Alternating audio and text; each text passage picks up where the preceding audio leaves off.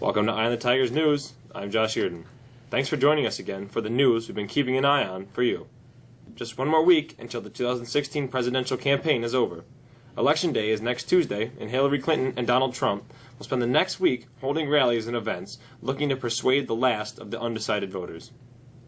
Polls show the race tightening a bit, with Clinton holding advantages in most of the key battleground states.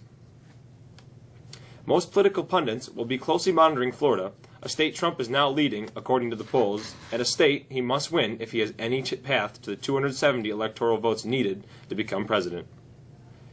Advancing Iraq troops broke through Islamic State defense lines in an eastern suburb of Mosul on Monday, taking the battle for the insurgent stronghold to inside the city limits for the first time, a force commander said.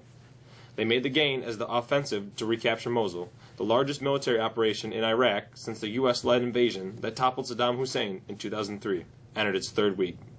Commanders had warned earlier that the battle for the city, the hardline militants' de facto capital in Iraq, could take weeks and possibly months. Police say 6 people were killed in a crash of a school bus and commuter bus in Baltimore. No students were on the school bus, Baltimore police said. There was also injuries in the crash Tuesday morning.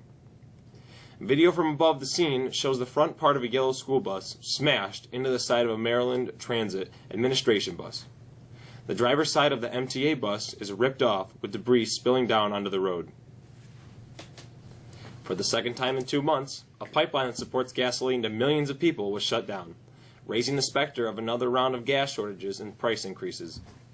The disruption occurred when a track hoe, a machine used to remove dirt, struck the pipeline, ignited gasoline, and caused an explosion Monday that sent flames and thick black smoke soaring over a forest in northern Alabama, Colonial Pipeline said. 1 worker was killed and 5 were injured. Commuters scrambled Tuesday to find alternate ways to travel as transit workers in Philadelphia hit the picket lines after the city's main transit agency and a union representing about 4,700 workers failed to reach a contract agreement. The union went on strike at 12:01 a.m. Tuesday, shutting down southeastern Pennsylvania Transportation Authority buses, trolleys, and subways that provided about 900,000 rides a day.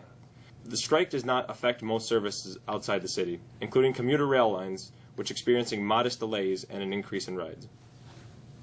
Engine pieces from an American Airlines plane that caught fire Friday on a runway at Chicago's O'Hare Airport were found thousands of feet away, a federal investigator said. Lorenda Ward, a National Transportation Safety Board senior investigator, confirmed Saturday that the fire was caused by engine failure. What caused the engine to fail has not been determined, she said at a press conference. She says the fire started in a pool of fuel under the right wing of the Boeing 767. One piece of General Electric engine was found nearly 3,000 feet away at a UPS warehouse. The hardest frost of the fall greeted us this morning. Could this be a sign that winter weather is on our doorstep? Here's Jared with the forecast.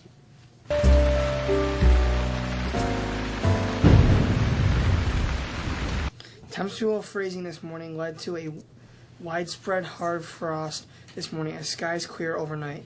The sun has been going to work all day, moving our temperatures above 60 this afternoon.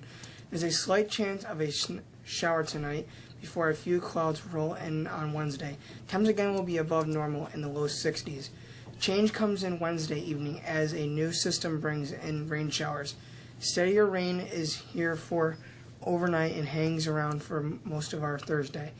Cooler air comes in Friday as clouds hang around and temperatures barely get out of the 30s. Cloudy and cool for Saturday. That's our weather. I'm Jared. Game 6 of the World Series is tonight. Here's Mr. Sharp with the sports.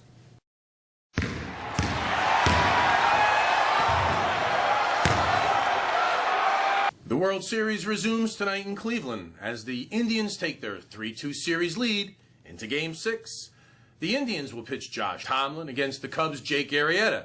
Now, the Indians have not won a World Series since 1948, while, of course, the Cubs haven't won since 1908. Now, if the Cubs can force a Game 7, Kyle Hendricks would pitch on regular rest for Chicago against Corey Kluber, who will make another start on short rest. Now, the first pitch is set for around 8:15. The Syracuse Orange Hoop team opens its season tonight with an exhibition game against Penn State, Indiana, in the Carrier Dome.